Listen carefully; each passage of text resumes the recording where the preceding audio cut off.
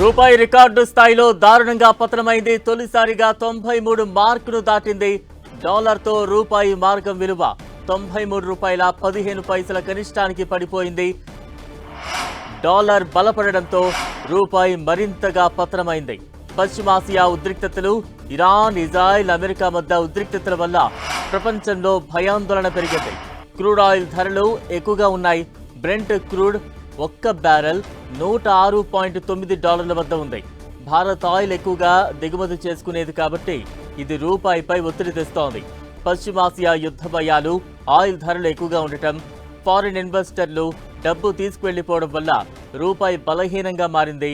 RBI కాపాడుతున్న పరిస్థితి మరింత దిగజారితే 93కు పైనే సాధ్యమయ్యే అవకాశాలున్నాయంటూ కూడా నిపుణులు హెచ్చరిస్తున్నారు.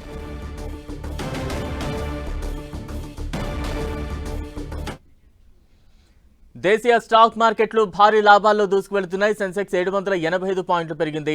నిఫ్టీ 240 పాయింట్లు పెరిగింది. నిన్నటి నష్టాల నుంచి మార్కెట్ మెల్లగా కోలుకుంటోంది. చమురు ధరలు తగ్గడంతో ట్రేడింగ్లో మార్కెట్ పుంజుకుంది.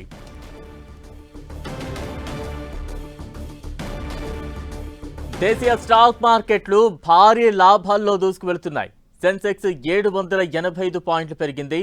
నిఫ్టీ 240 పాయింట్లు పెరిగింది. నిన్నటి నష్టాల నుంచి మార్కెట్ మెల్లమెల్లగా కోలుకుంటోంది. చమురు ధరలు తగ్గడంతో ట్రేడింగ్లో మార్కెట్ పుంజుకుంది. ఇక దీనిపై మరింత విశ్లేషణ అందించేందుకు ప్రస్తుతం మనతో పాటు అనలిస్ట్ క్రాంతి గారు అందుబాటులో ఉన్నారు. క్రాంతి గారు నమస్తే అండి. నమస్తే అండి. అంటే రూపాయి పతనానికి ప్రధాన కారణాలు అంటే ఏంటి? ఇది ఇప్పట్లో కోలుకునే అవకాశం ఉంటుందంటారా?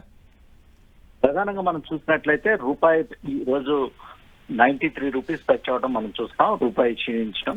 కానీ స్టాక్ మార్కెట్స్ అయితే ఈ రోజు మార్నింగ్ ఒక పాజిటివ్ గానే ఓపెన్ అవడం మనం చూస్తున్నాం.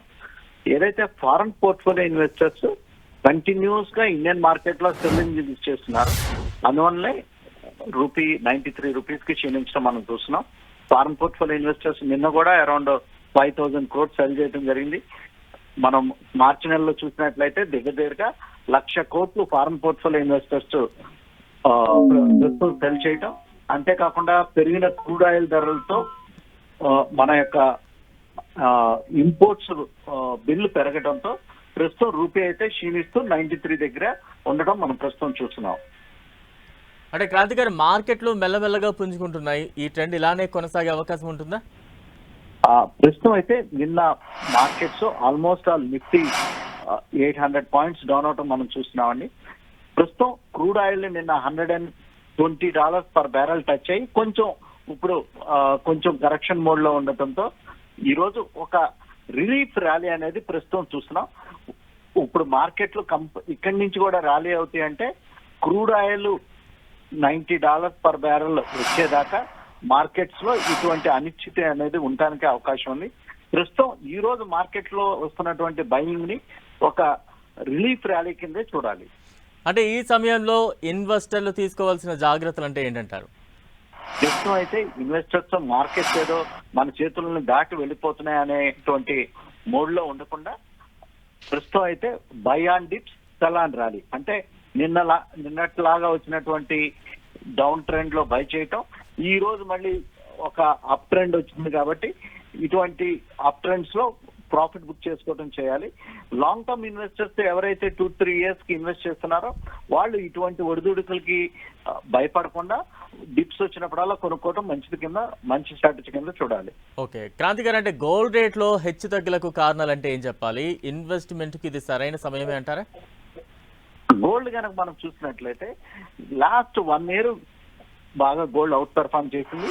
కానీ లాస్ట్ 1 month ఏదైతే ఈ రోజు యుద్ధం స్టార్ట్ అయ్యి మిడిల్ ఈస్ట్ లో 20 days అవుతుంది, ఈ యుద్ధం స్టార్ట్ అయినప్పటి నుంచి గోల్డ్, సిల్వర్ క్రమేపీ డౌన్ అవటం మనం చూస్తున్నాం. దానికి ప్రధాన కారణం చూసినట్లయితే ఇంటర్నేషనల్ మార్కెట్ లో డాలర్ ఎప్రిషియేట్ అవుతుంది. అంతేకాకుండా ఫెడరల్ రిజర్వ్ వడ్డీ రేట్లు నిన్న తగ్గించకుండా స్థిరంగా ఉంచడం జరిగింది. అందువల్లనే ప్రస్తుతం గోల్డ్ అండ్ సిల్వర్ కి ఒక కరెక్షన్, ప్రాఫిట్ బుకింగ్ మనం ప్రస్తుతం చూస్తున్నాం. బట్ లాంగ్ టర్మ్ లో ఇన్వెస్ట్ చేసే ఇన్వెస్టర్స్ డెఫినెట్ గా ఈ గోల్డ్ లో, సిల్వర్ లో వస్తున్నటువంటి డౌన్ ట్రెండ్ ని యూజ్ చేసుకుంటా స్లోగా అక్యుములేట్ చేసుకోవటం మంచిది కింద చూస్తున్నాం. రైట్, థ్యాంక్ యూ క్రాంతి గారు.